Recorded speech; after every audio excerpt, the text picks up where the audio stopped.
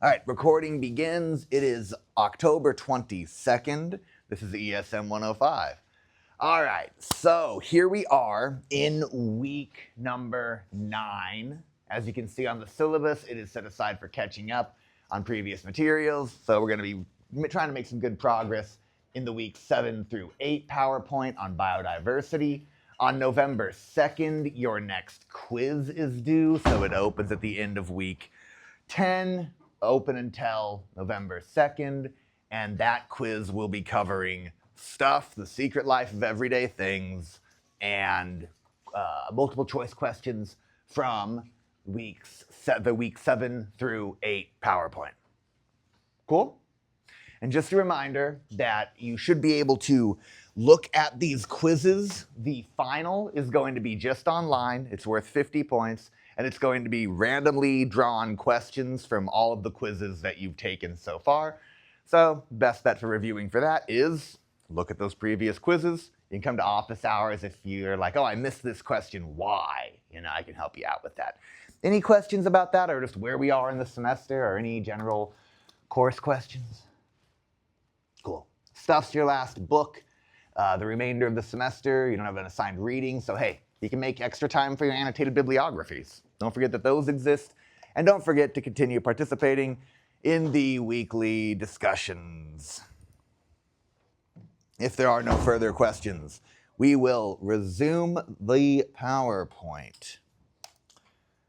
So, as promised at the end of our last lecture, I edited this slide because I didn't like how I had it set up. It just didn't make as much sense to be in bullet points. It should have been a table. Now it's a table. Yeah, now this is the PowerPoint that's available for you now. Okay, and I also wanted to point out, so we were talking about conservation of habitats. We talked about forests, we talked about boreal forests, we talked about grasslands and how they're at risk. We talked about one example of ways to mitigate damage to grasslands while still allowing private use, and that was the cycling, the rotational grazing as an example. And then we moved into parks and preserves. There are some different categories, but look who sets them. Look who established these categories. The IUCN again. They are everywhere, all right? So it's a group to be aware of. They're the ones determining or providing guidance on which species are endangered and need protection. They also established the initial framework for what we're going to classify habitats as. Do we protect a habitat as an ecological reserve? Do we protect it as a managed resource area? These guidelines were initially developed by the IUCN. So it's interesting to see that acronym coming up all over the place in conservation. Just keep your eyes open for it. Anyways, there are some different categories here where we can classify. You can classify an area for protection and put it under a bunch of different categories. These are going to go from little or no allowed human impact or intervention to high allowed impact or intervention. All right? With a managed resource area being the category that allows for the greatest amount of human impact, because you can still just remove forest products or resources from these habitats. There's my coffee. Solid. We've got the most protected ones being ecological reserves, add wilderness areas. So, that's what happens when you edit something. You might make a mistake. You know what? Autocorrect should have fixed that. I blame technology. Wilderness areas, ecological reserves allow the least human interaction or human involvement, intervention, human impact. No resource taking is usually allowed. We've got national parks, natural monuments and archaeological sites, habitat and wildlife management areas. As soon as the word management starts to get in there, you should start to think about the management techniques that we've been talking about in this biodiversity PowerPoint. Things like culling of species, or allowing certain types of removal, or, we'll talk also about managing human movement through the areas. Habitat and wildlife management areas, that's going to involve a medium amount of human impact. And then we've got cultural or scenic landscapes and recreation areas. So if it's a recreation area, there's going to be human impact because people are going and recreating. All right? Solid. Over time, there have been more and more areas set aside as protected areas. Okay? Terrestrial, marine, combining the two. All right, they're both growing. They're both increasing in the amount of area. You think this both line should be above the marine and the terrestrial, but because of the way the figure is generated, it's not. The point is that more and more areas are being protected.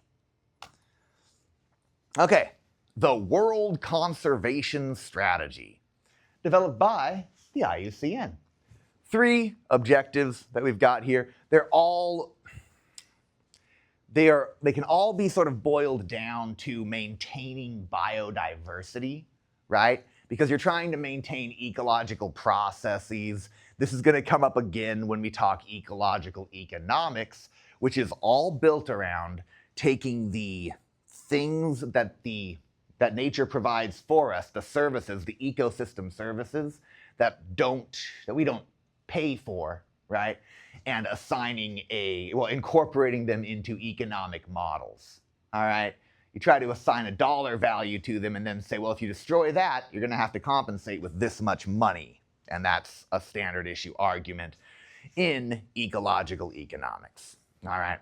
Solid. Genetic diversity, I've talked to you quite a bit about this. Maintaining different species is a way of maintaining genetic diversity, and biodiversity measurements are based around the number of different species, so it really all boils down to genetic diversity.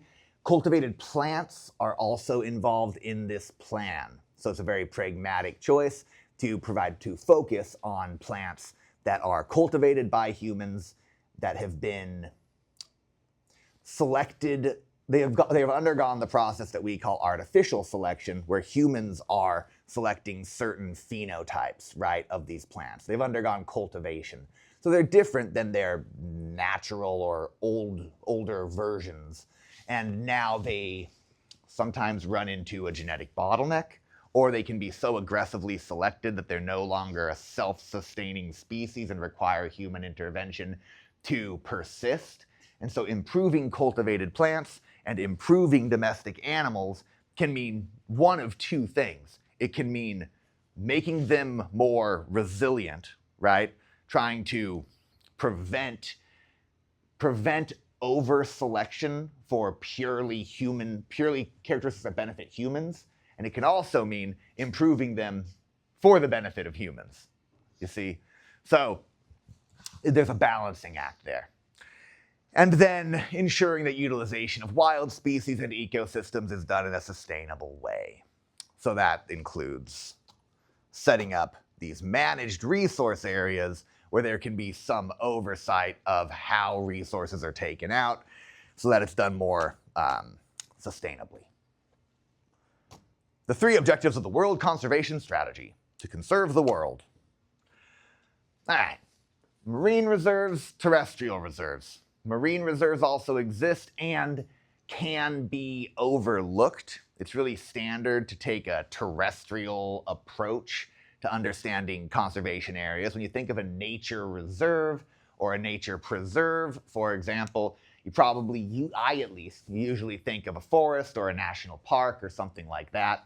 You don't necessarily think about a marine area, but in areas that butt up against the ocean, all right, the terrestrial system is reliant on exchange with the marine system, okay? So we've got a couple of big marine protection examples here. The largest marine reserve being the Great Barrier Reef Marine Park, which has been effective in preventing a lot of death of the Great Barrier Reef, which is essential for the stability of the terrestrial system and also has value from an ecotourism perspective.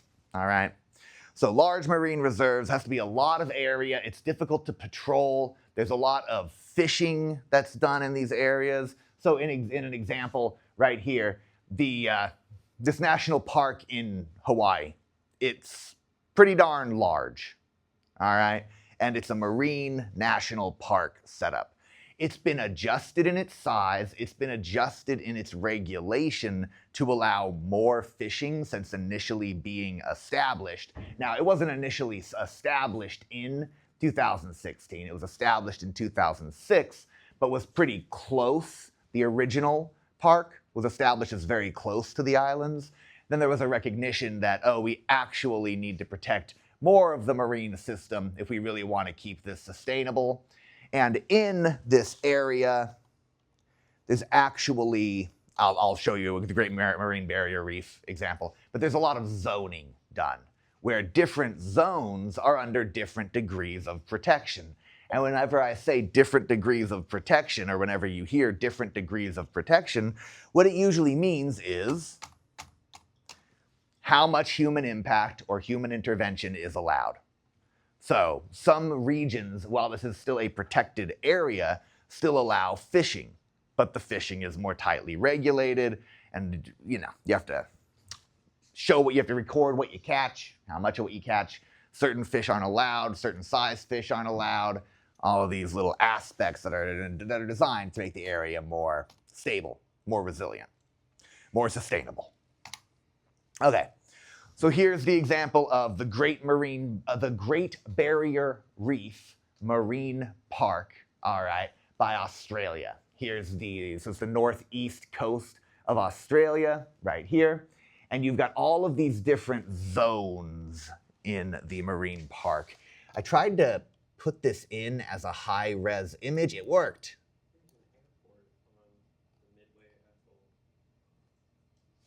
Where? Oh, yeah.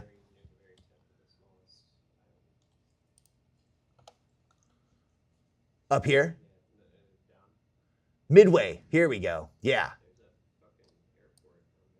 Absolutely. Yeah. Yeah. So you've got, the marine protection, terrestrial protections put here. Hawaii's a serious case study in. Yeah. I was going to go with resource exploitation, but yeah, colonialism works. Well, why would it be called that? The French frigate shoals. That's really interesting. What a fun name. Yeah, absolutely. Yeah. Absolutely. So let's zip over to the Great Barrier Reef, and I just want to show you, as I mentioned, how complicated this zoning can be. So you've got this big park, this marine park that's been established. And different zones of the park are established for different purposes. So some of it is open for general use. You can just go out there, all right? You can't necessarily freely take fish or resources from this area, but with certain licensing you can. This is general use area. Then you have areas that are really set aside as habitat protection areas. You have conservation parks, buffer areas, all right? Buffer areas where you expect there to be some impact, but you're really trying to protect adjacent areas. Some regions are set aside purely for scientific research.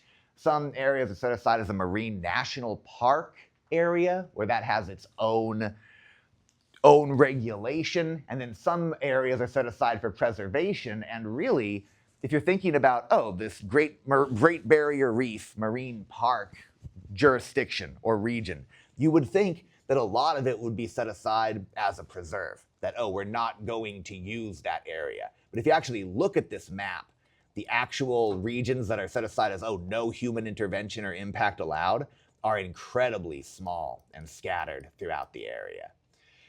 So I just want you to be aware, I want to point out the variability in what can happen in an area called a park or a preserve or a reserve. Yes, please. So there's like a bunch of, so how do they, I feel like this is so complicated with how do boats get in with all these different regulations and stuff that people go around all these different zones? Yeah, well, in marine parks, a big problem is how do you manage the movement of ships, right, throughout that area? So some of it is done on the honor system, right, where you're not allowed to fish here.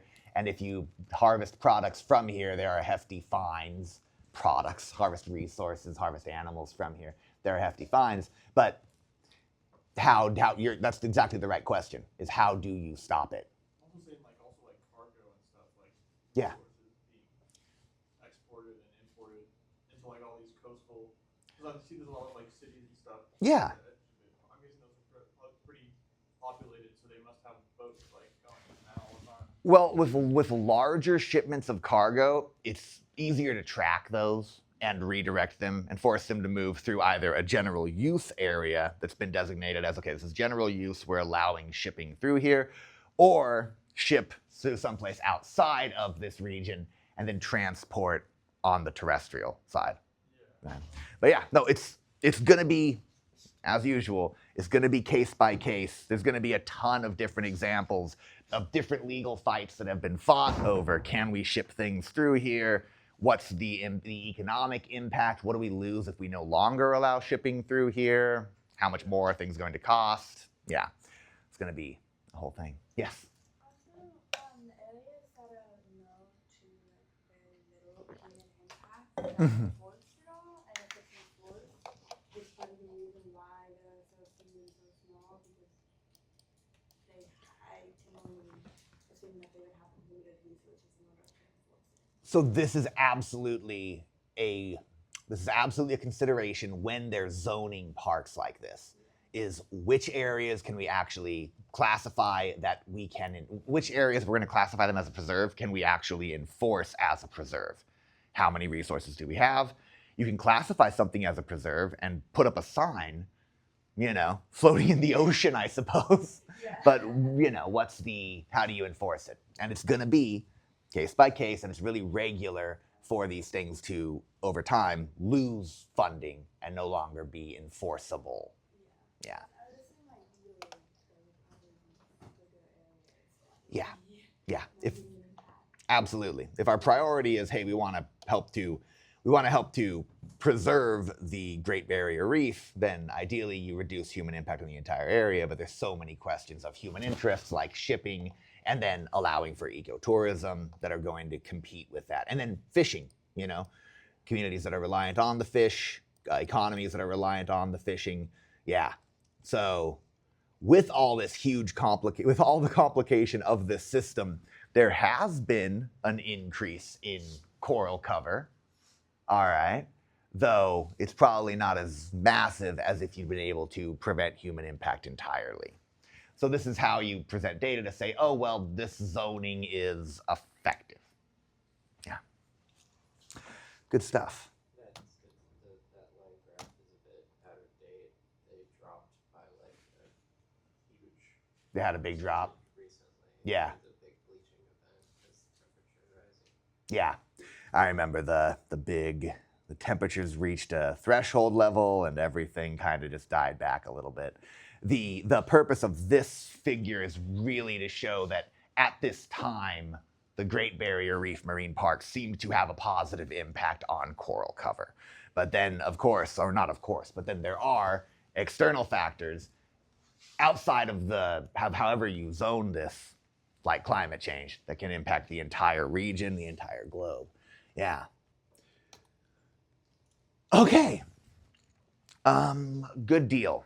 We're going to get into some fundamental discussion now of how to design preserves, or reserves. This is going to involve discussion of buffer zones and core areas.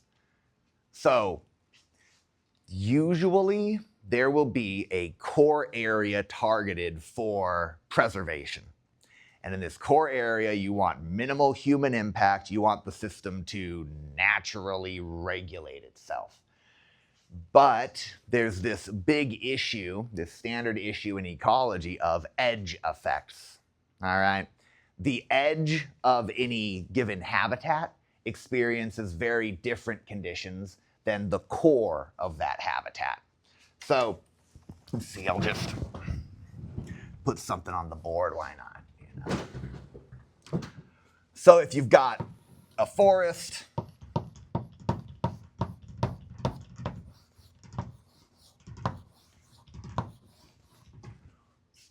and the forest continues in this direction, all right? You have a very different plant community at the edge of the forest the further you get away from the core area. And you'll be experiencing different intensity of solar radiation at the edge. You'll be experiencing different wind patterns at the edge. You'll be experiencing different movement and use of humans at the edge due to accessibility of the edge. The plant community, the animal community, the soil community, everything's going to be different at the edge of a given habitat type than in the core of a given habitat type, which might be very different, all right, in its composition. There's a couple of shrubs there, and then some like seedlings that are trying to grow up. So this area, the core area, is what you sort of accept as this is what we can preserve, but in order to preserve it, we need to also provide regulations on the buffer area. The buffer area could extend all the way here, all right? The difference in community is due to the edge effect. So if the edge, all right, of a given habitat patch isn't really of the same community composition as the community that we're trying to really preserve, right? Then you want to minimize the edge of each preserve that you set aside. So if you think about like surface area to volume ratios, right? There's a big circle, here's a little circle. This big circle has a low surface area to volume ratio, and this little circle has a high surface area to volume ratio, okay? Because for every unit of surface area here, there is more unit volume. And for every unit of surface area here, there is less unit volume. It's just a ratio of like kilometers of surface area relative to square kilometers of internal habitat, or kilometers of edge divided by square kilometers of interior space. Does that sort of make sense? So in setting up these preserves, the common wisdom is that we consider a single large preserve as much more beneficial than multiple small preserves. But this is considering edge effect. And edge effect's not going to be the be-all, end-all of what makes your preserves work or not. Anyway, if we dial it back to the image on the slide, a sort of a standard reserve design can have a multiple use area, which is more open to human intervention, human use, all right? You can have settlements or people living there. You can have roads, you might have farming. Then you've got the buffer zone. And the buffer zone is going to be more regulated. You're going to allow less human interaction with this, or more controlled human interaction with this area, because you don't want to disturb the core area as much, okay? So you've got a multiple use area at the outermost boundary. You've got a buffer zone where you're going to allow maybe like research or ecotourism. And then you have the core area where you just want the system to naturally work as a preserve. Sort of makes sense? But this entire region is the reserve, all right, where it's being regulated. If you remember our discussion about that, coffee was hotter than I thought it was going to be. Okay, FLOSS, all right, an acronym. Remember Sponge McCack and how fun life was back then when we were just talking about soil nutrients and stuff like that. Let's talk about another acronym, SLOSS. All right. Single large or several small. It's just the debate of, is it better to have one big reserve or is it better to have several small reserves? Okay? So large reserves are usually considered best, but there's a benefit of having small reserves in that each reserve can have a subpopulation that's undergoing its own evolutionary processes. And I'm using the word evolutionary processes here, right? Not just natural selection, because there could be other things happening there that are shifting allele frequencies. But each population can sort of change along its own lines. And that helps to preserve genetic diversity, right? Because you're avoiding the homogenization, which I spoke about in a few PowerPoints ago, which is the real fear, right? Is that everything becomes the same. So this several small reserve design could theoretically increase biological diversity, maybe even to the extent of a different species could evolve here. There could be speciation events in these small reserves. Now, when you've got these several small reserves set up, it's best if you can maintain some degree of movement between them. And this is starting to look like our metapopulations talk now, right? You want to have some degree of movement of genetic material between the several small reserves. You want populations to be able to, you want exchange of individuals or genetic material between the small reserves. So you'll use things like wildlife corridors, which are indicated on this map. And these wildlife corridors are designed to be similar in habitat type to the areas that you are preserving, okay, or that you have set aside as reserves. You got to be careful with your language, when they have different definitions, these words. All right, solid. So edge effects of habitat corridors. Think about that, right? How wide do these habitat corridors need to be? How do you keep animals moving through the wildlife corridors, all right? If they establish and start to set up in the wildlife corridors, then are you really allowing for the exchange of genetic material? How rapidly do different species move? There's all these things to be considered when you're using several small reserves versus a single large reserve, all right? So right here, this bullet point is meant to sort of summarize it all, everything I've just said here. Extinction rates are most effectively controlled in large reserves. Larger population size, usually more resistant to extinction. It can handle a stochastic event. It has more genetic diversity. It's a bigger population. Reasonable enough, right? But the several small reserves can maximize species richness. All right, so now if we're thinking about entire communities, each of these communities can become slightly different due to just natural processes of competition, predation, all right, different conditions that each small preserve experiences, and they can start to look slightly different from one another, okay? And then if you have flow through wildlife corridors, if one species experiences extirpation in this patch, well, it can be supplemented by individuals from this patch, so it helps to maintain the initial community composition, you see.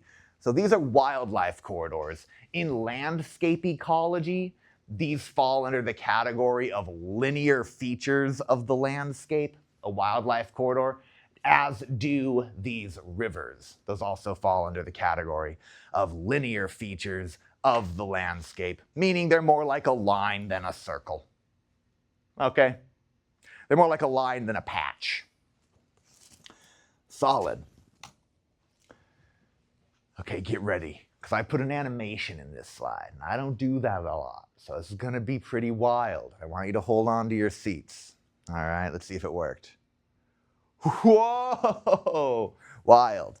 Okay, So let's go over the conventional wisdom. That's the phrase I was looking for. The conventional wisdom about nature preserves. And of course, evidence will be contradictory sometimes about which of these is actually better. But this is what you get taught at the beginning of a landscape ecology course, is this general pattern. All right? So, in general, you prefer a large reserve to a small reserve. Reasonable enough? I talked to you about the edge effect and how much of the core area there's actually going to be. Way more core area here. A single large reserve is still better than several small, even if the overall land area is the same. Once again, it's all about the edge effect, okay? And how much core area there can really be. There's less core area here when you have several small reserves than in the single large reserve, even though the square kilometers of reserve space is still the same. Reasonable enough? If you're using several small ones, it's better to have them close together than far apart. That allows for exchange of individuals or genetic material in the form of something like pollen. All right. It's better to have them clustered than in a line, because when they're clustered, like I drew on the board, there can be more equal exchange of individuals between all of the patches, as opposed to set in a line, where there's exchange from this patch on the left to the one in the center, then from the one in the center to the one in the right, but exchange from the one on the left to the one on the right is less likely. All right? Question? Can you also bring up the argument that like more small, like many smaller reserves are also harder to regulate than say like one large reserve? That's great. I like that a lot. Yeah, it could totally be, or it could, maybe it's easier. If the reserve's small enough, you just need one person like on a tower in the edge of it, and they can look over the entire thing. If they're small enough, but then where's the actual benefit, right? So you could say, yes, it's easier to regulate a single large reserve, especially if you are accepting that you've got a massive buffer zone, and you're like, people aren't gonna go through that entire buffer zone to get to the core area that we're actually trying to protect. So it's a good point, absolutely. Because I do think that this is worth backtracking a tiny bit on. These areas here that have more core area, the larger reserves, also, by definition, have more buffer area, right? Reasonable enough. Okay, I love it. Yeah, clustered beats linear. And then there should be connectivity of wildlife corridors between those sites, regardless of how they're spatially oriented. If you can increase connectivity, we call it friction. The term is friction for how much resistance the landscape poses to movement of individuals, right? So you want there to be these low friction pathways that animals can freely move across. And to a lesser extent, plants, but usually the plants are vectored by, the plant populations move via seed dispersal, and that seed dispersal is carried out by animals, so it's all interconnected. Good. Check this out. Circular or square reserves are better than linear ones. Why? Edge to core ratio, or surface area to volume ratios. Okay. Now when you're designing a cell where surface area, this is a little off track.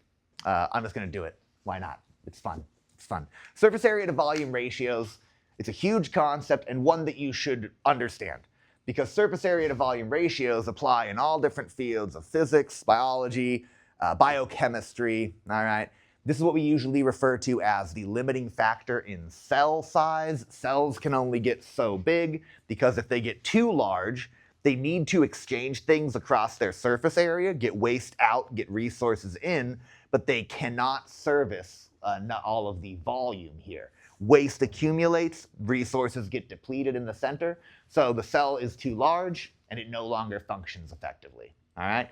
But if you make the cell linear, if you make the cell like a nerve cell, all right, like a tube, then that increases surface area to volume ratio, and now the cell can get the things it needs and get rid of the things it doesn't want. So that's how you can have cells that can go across the body of a blue whale, is because you're affecting the surface area to volume ratio. So this is why I'm trying to emphasize surface area to volume ratios versus edge to core ratio.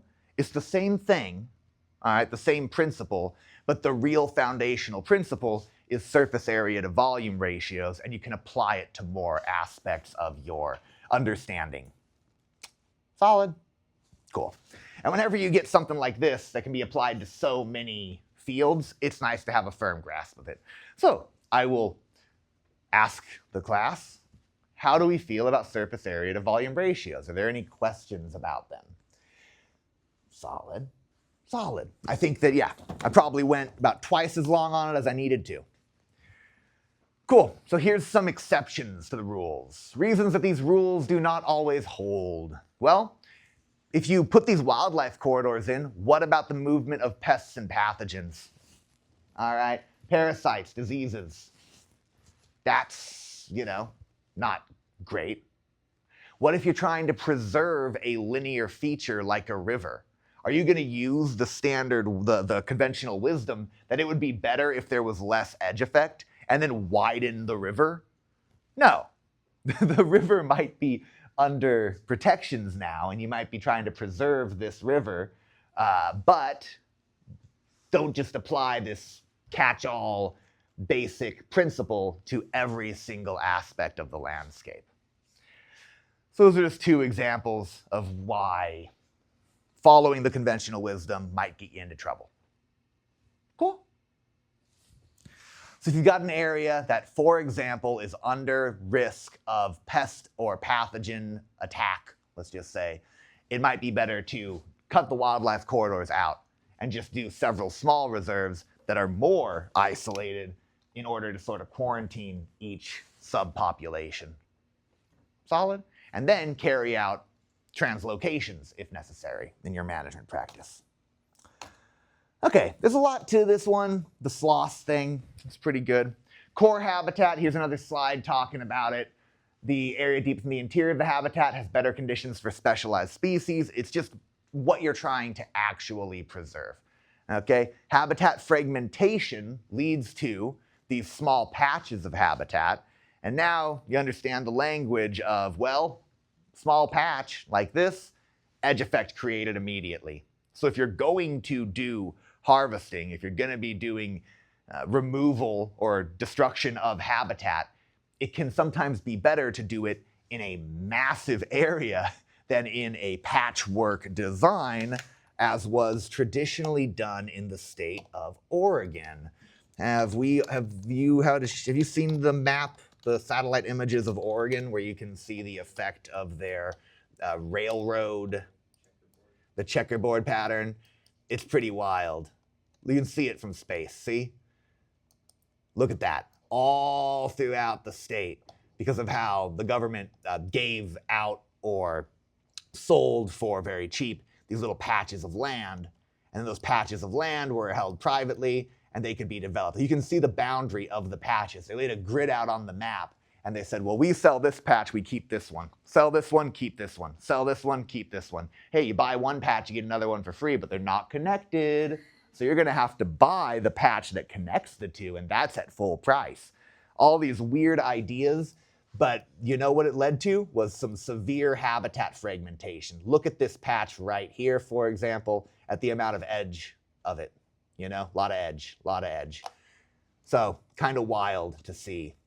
Yeah, question? So the edge effect is just like between the buffer, it's just like the effect of the buffer and the outside? It's the effect of the outside of the habitat type. Exactly.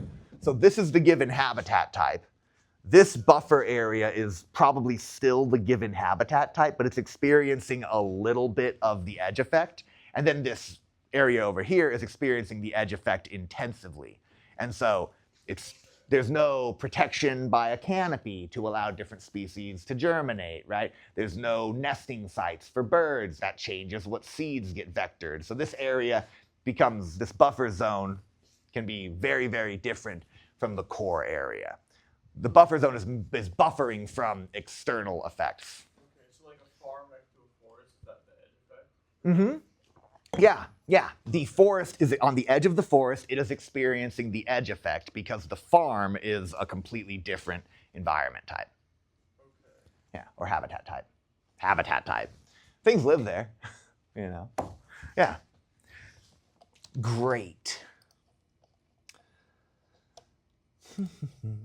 Okay, so landscape ecology. It probably would have made sense to throw landscape ecology up at an earlier slide, but you know, these things made sense when I assembled the PowerPoint, and it's different when you're in front of the class. But thankfully, you're all very understanding of, of occasional shortcomings in the layouts of the PowerPoints, which I continue to appreciate. All right, so what do we care about when we're looking at landscape ecology? Landscape ecology is spatial pattern focused. Okay, so we're talking about the habitat size, the shape of the habitat, the surface area to volume ratios or the core to edge ratios, what type of land cover surrounds the habitat. That's what it's kind of getting at the effect of the edge effect and how intense it's going to be. Okay, but what you're talking about here is characteristics of the landscape. Okay, so you usually break it down into discussing patches and linear features, and those are the two main things that you usually discuss in landscape ecology. Do we need more linear features? Are we protecting a linear feature? Which regions does the linear feature pass through, and what regulations are there in each region the linear feature passes through? So the river goes through a lot of different areas. Can we protect it throughout the course of the river, or does it pass through private land? And what's the rule? What are the rules surrounding that? Okay, cool. So we've talked about ex situ species conservation, and we have talked about habitat conservation by setting up nature reserves or nature preserves. And now we are talking about in situ habitat conservation and then in situ species conservation. All right, the two of which are intrinsically linked. Okay, so there are a lot of these active management techniques included here. Active management is when you're actually intervening, you're doing something. There's boots on the ground, right?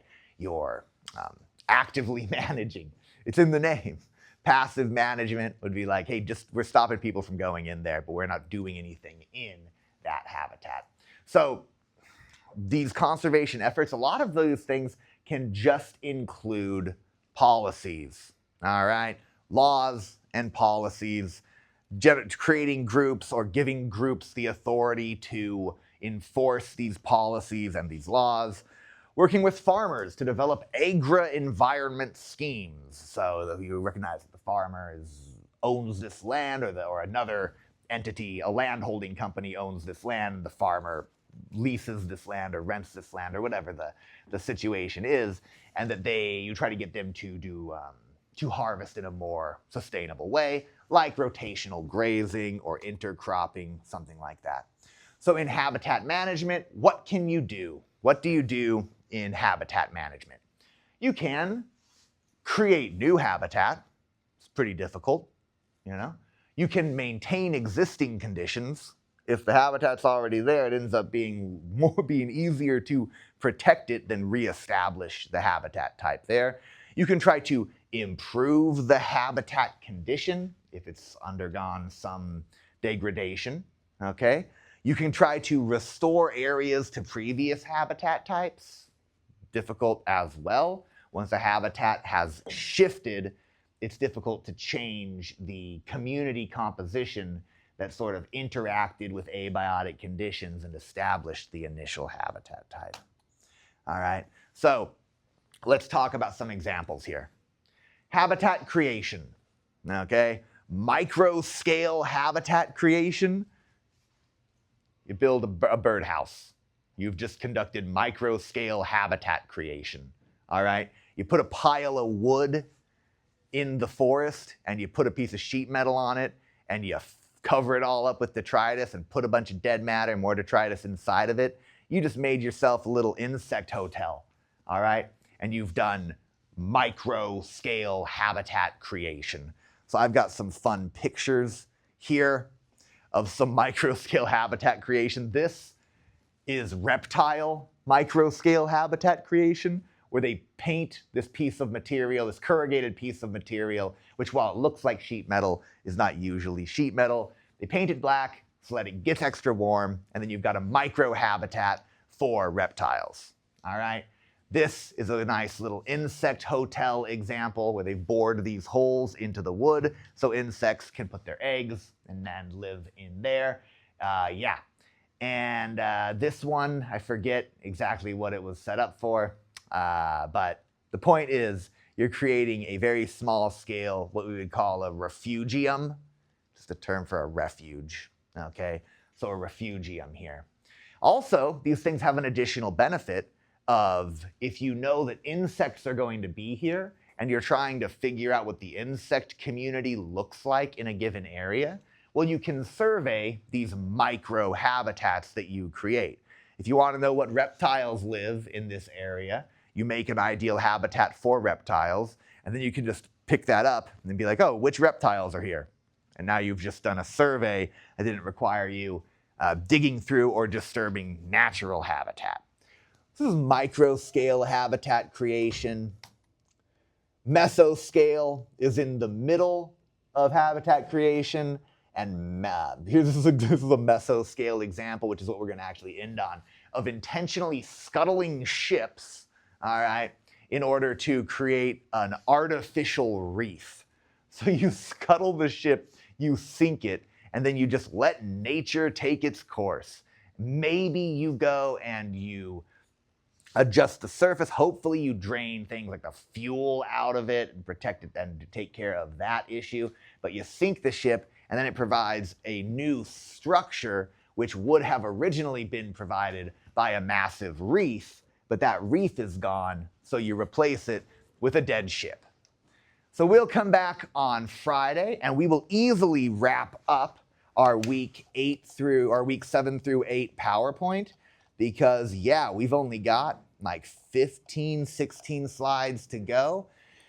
And then next week, we'll come back and do ecological economics. Okay, thanks everybody. Have a good day.